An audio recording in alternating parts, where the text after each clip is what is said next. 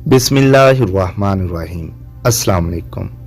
इमाम अलैहिस्सलाम के कहे हुए 5 ऐसे अक़वाल हैं जिन्होंने इस नफ़रत ज़िदा तबाही पर गामज़न माशरे में, जहाँ सवाए नफ़रतों के कुछ नहीं पाया जाता, मेरे हाथों में एक ऐसी मशल थमा दी है जिसकी रोशनी से इस पर आशोब दौर में सफ़र आसान हो गया है। नंबर 1, मज़लूम के हामी रहना और जालिम के दुश्मन। इमाम अलैहिस्सलाम के इस कौल ने इस गुत्थी को सुलझा दिया है। जुल्म चाहे छोटा हो या बड़ा, किसी बेगुनाह का कत्ल हो या किसी हक का छीनना, हमारे दिल हमेशा मजलूम के साथ रहें और हमारी नफरत फ़कत जालिम के लिए। ये कौल इस बात पर भी रोशनी डालता है कि अगर कोई शख्स किसी के साथ जुल्म नहीं करता तो उसकी बात को बर्दाश्त कर लिया जाए, क्योंकि ज़रूरी नहीं कि जो मजलूम हो उससे कोई ख़ता सरजद ना हो। मेरे लिए ये कौल ज़िंदगी की एक हकीकत है। मजलूम के लिए बिला झिझक आवाज़ उठाना मुझे इस जुमले ने सिखाया है। बहुत बार इसके बाद मुझे नफ़रतों और मुखालफत का सामना करना पड़ा, लेकिन रूह मुतमईन रही और जहन आज़ाद महसूस हुआ। नंबर 2, लोग या तो तुम्हारे दीनी भाई हैं या इंसानियत में तुमसे बराबर हैं। ये बात साफ है कि हर शख्स, चाहे वो मुस्लिम हो या गैर मुस्लिम, हमें हरगिज़ हक नहीं पहुंचता किसी से उसके मसले को मजहब के बिना पर नफ़रत और तासुब रखें। हर शख्स जो इंसानियत में हमसे बराबर है, उसकी इज्जत नफ्स, जानो माल का ख्याल करना दूसरे इंसान पर लाजम है। हमारे यहाँ अक्सर होने वाले वाक़यात ऐसे हैं जिनमें मजहब के बिना पर लोगों को निशाना बनाया गया है, और एक आम तासुर ये है कि हमारी कौम भी इस तासुब की लपेट में है। हम अपने मसलिक और मजहब से ताल्लुक़ रखने वालों को ही इंसान समझते हैं और बाकी सबको वाजिबुल कत्ल। ऐसे आसूदा सोच और पस्त जहनीत रखने वालों के बीच मुझ जैसे लोगों के लिए इमाम अलैहिस्सलाम का ये जुमला शऊर व फ़िक्र को बुलंदी अता करता है, जहाँ इंसानियत हर मजहब और हर फ़िक्र से बालातर नज़र आती है।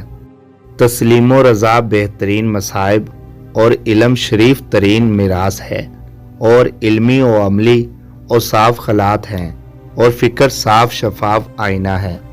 ऐसा मुआशरा जो मुआशी बदहाली और बदअमनी का शिकार हो, जहाँ रिश्तों में बेवफाई के बास बच्चे जवान और बूढ़े ज़हनी दबाव का शिकार हों, वहाँ इमाम अलैहिस्सलाम का ये कौल ज़हन और रूह को ताज़गी बख्शता है। आने वाले हालात से मुकाबला करना और मुश्किलात में सब्र से काम लेना हर ज़हनी बीमारी में मुब्तला होने से दूर रखता है। जब कभी दोस्तों से कजरवी का सामना हुआ, रवैयों की तब्दीली देखी, जुल्म देखा और जुल्म सहा, ऐसे में अपने आप को हसूल इल्म में मशगूल कर लेना और अपनी ज़हनी और अमली वसात पर वक़्त सर्फ करना मेरे लिए बेहतर साबित हुआ। नंबर 3, दुश्मन पर काबू पाओ तो उस काबू पाने का शुक्राना उसको मुआफ़ कर देना करार दो। बदला ले लेना आसान है, लेकिन मुआफ़ कर देना मुश्किल। इस माशरे के आधे मसाइल उस वक्त हल हो जाएंगे जब हम एक दूसरे को मुआफ़ करना सीख जाएंगे। मेरे लिए ये कौल एक नगीने की मानद है कि जिसको मैंने अपने गले का हार समझकर पहन लिया है, जिसके बाद मुझे रिश्तों को निभाने में आसानी पेश आई।